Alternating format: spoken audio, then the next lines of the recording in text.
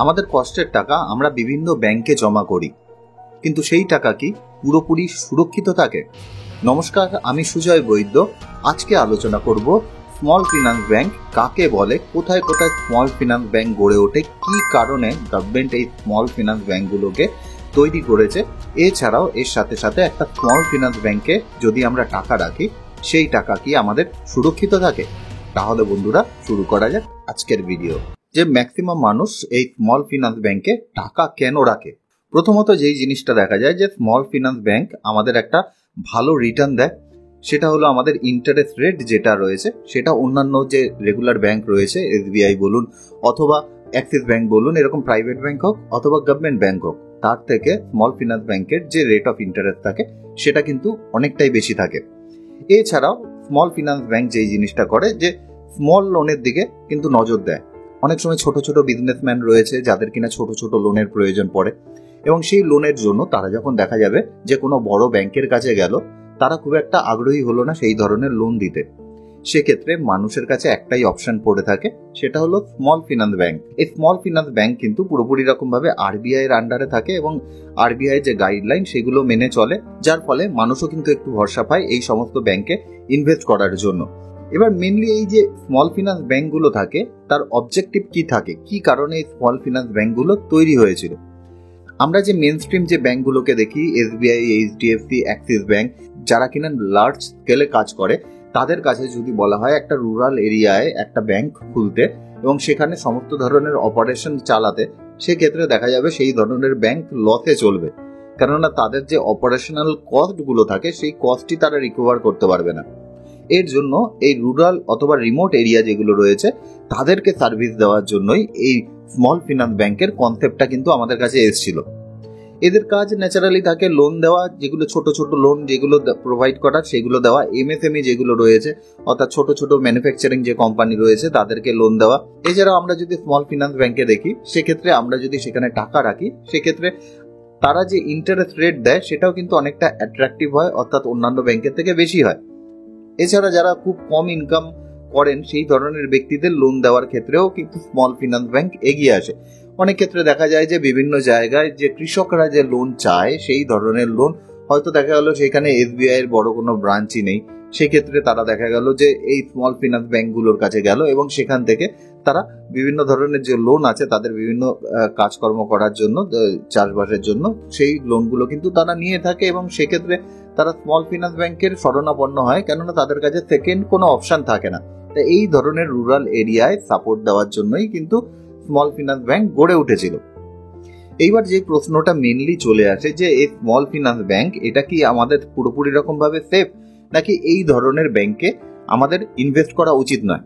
প্রথমত যে জিনিসটা, যে এরা কিন্তু fully regulated by Reserve Bank of India, RBI এর সমস্ত কন্ট্রোল এদের উপর থাকে।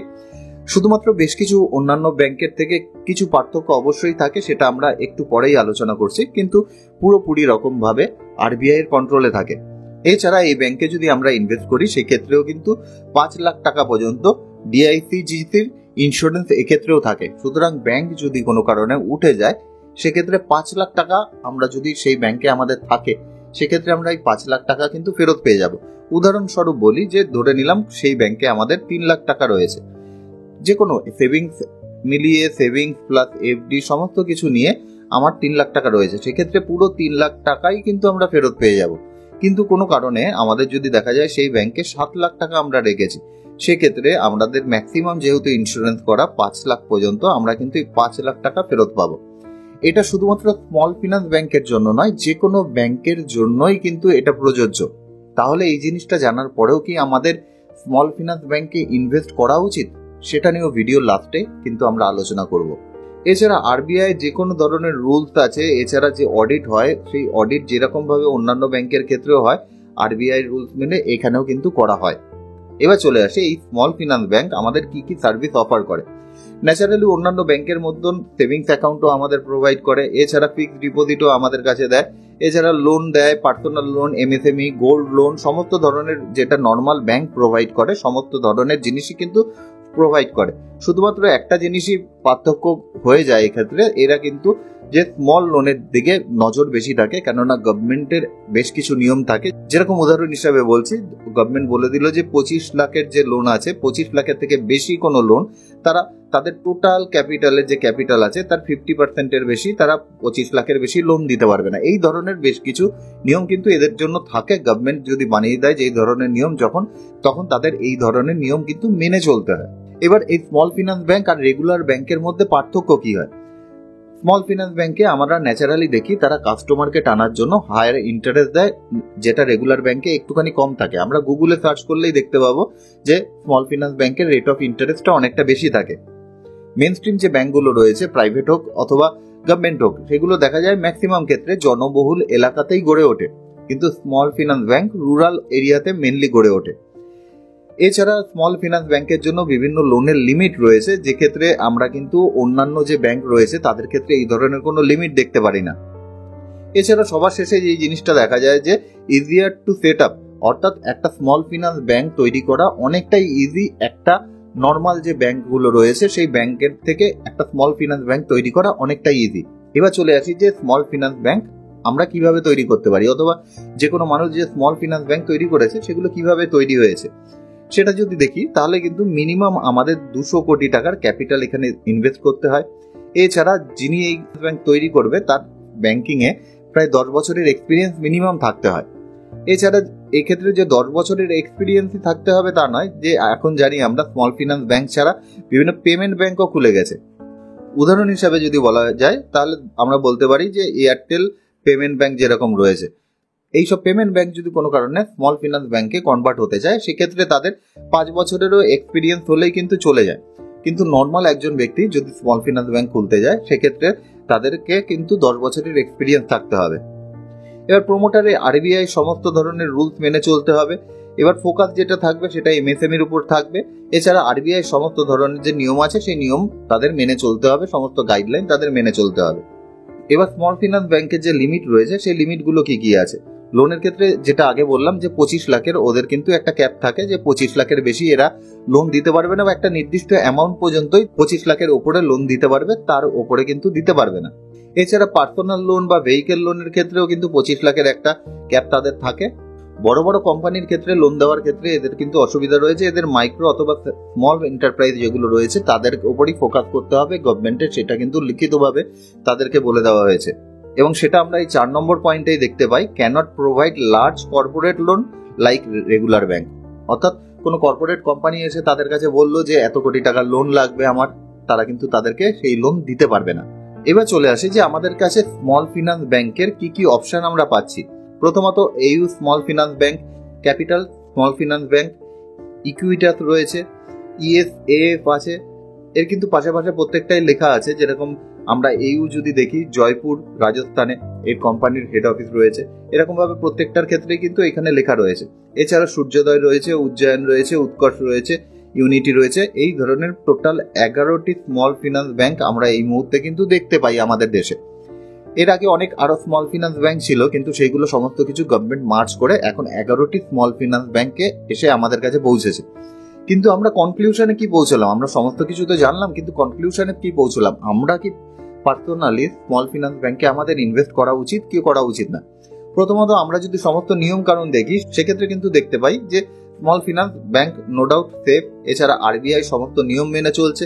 5 লাখ টাকা যে ইন্স্যুরেন্স আছে সেটাও আমাদের কাছে পাই। এছাড়াও আপনারা যারা ভিডিও দেখছেন, ম্যাক্সিমাম ক্ষেত্রে আমার মনে হয় যে কারোরই বিরাট বড় কোনো কোম্পানি নেই, সেক্ষেত্রে আমাদের যে লোনগুলোর প্রয়োজন পড়ে সেগুলো স্মল লোন, কেননা ম্যাক্সিমাম মানুষই স্যালারিড পার্সন, অথবা দেখা যাবে যে তার কোনো ছোট বিজনেস রয়েছে, এমএসএমই রয়েছে, সেক্ষেত্রে ছোট লোনের ক্ষেত্রে স্মল ফিনান্স ব্যাংক কিন্তু অনেকটাই হেল্পফুল। কিন্তু তারপরেও বেশ কিছু জিনিস আমাদের মাথায় রাখতে হবে। যেরকম আমরা যদি রিসেন্ট পাস্টে দেখি, তাহলে বেশ কিছু স্মল ফিনান্স ব্যাংকে আমরা কিন্তু উঠে যেতে দেখেছি, এবং উঠে যাওয়ার জন্য প্রত্যেকটি ব্যক্তি যাদের স্মল ফিনান্স ব্যাংকে সেখানে অ্যাকাউন্ট ছিল, 5 লাখ টাকা পর্যন্ত তাদের যা ইন্স্যুরেন্স ছিল সেই ইন্স্যুরেন্সের টাকা তারা পেয়ে গেছে। কিন্তু এটা স্বাভাবিকভাবেই আমরা মনে করতে পারি অথবা আমরা বুঝতে পারি যে এই 5 লাখ টাকা তাদের পেতে কিন্তু একটু হলেও বেগ পেতে হয়েছে। এইবার আপনি যদি চান যে আপনি এই ধরনের সমস্যা যদি কোনো কারণে সম্মুখীন হন তাহলে আপনার কোনো ধরনের কোনো অসুবিধা নেই। সেক্ষেত্রে আপনি নো ডাউট এখানে ইনভেস্ট করতে পারেন, কেননা এখানে হাই ইন্টারেস্ট আপনি পাচ্ছেন এবং সাথে সিকিউরিটিও আপনি পাচ্ছেন। কিন্তু সেক্ষেত্রে আমি বলবো যে আপনি 5 লাখ টাকা পর্যন্তই এখানে ইনভেস্ট করুন, অথবা আপনি আরেকটা কাজ করতে পারেন যে আপনার কাছে ধরে নিলাম যে 50 লাখ টাকা রয়েছে কোনো কারণে, এবার সেই 50 লাখ টাকার আপনি 10% ইনভেস্ট করলে 5 লাখ টাকা হচ্ছে। আপনি চাইলে আরো একটু কম 3 লাখ টাকা ইনভেস্ট করতে পারেন এখানে, যে আপনার যে ইনভেস্টমেন্টের তার 6% আপনি ইনভেস্ট করবেন, অর্থাৎ একটা ছোট পার্সেন্টেজ আপনি ইনভেস্ট করুন। যদি কোনো কারণে দেখা যায় যে আপনার কাছে 10 লাখ টাকা রয়েছে, সেক্ষেত্রে আপনি 10 লাখের মধ্যে 5 লাখই সেখানে ইনভেস্ট করে দেবেন না, আপনি বরং সেখানে আপনি 2 লাখ টাকা ওখানে ইনভেস্ট করতে পারেন, ভালো ইন্টারেস্ট সেখান থেকে পেয়ে যাবেন। এছাড়া বাকি যে 8 লাখ টাকা রয়েছে সেই 8 লাখ টাকা আপনি অন্য কোথাও ইনভেস্ট করুন, যাতে সেই সব ব্যাংকগুলোর ওঠার কোনো সম্ভাবনা থাকে না। এইসব ব্যাংকও আমি বলছি না যে খুব তাড়াতাড়ি উঠে যাবে বা কোনো কিছু, এই ব্যাংকগুলো উঠতেও একটুখানি সমস্যা তৈরি হয়, কিন্তু একটা রেগুলার ব্যাংকের থেকে এইসব ব্যাংক অনেক তাড়াতাড়ি আমরা দেখি খবরে দেখতে পাই যে উঠে গেছে, যার ফলে সমস্যার সম্মুখীন আমরা হলেও হতে পারি, কিন্তু 5 লাখ টাকা পর্যন্ত আমরা সেখান থেকে টাকা ফেরত পেয়ে যাব আরবিআই এর গাইডলাইন অনুযায়ী।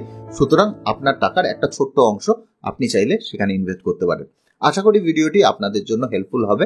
যদি ভিডিওটি ভালো লাগে বন্ধু বান্ধবের মধ্যে শেয়ার করতে পারেন। তবে দেখা হচ্ছে নেক্সট ভিডিওতে, ততক্ষণের জন্য বাই।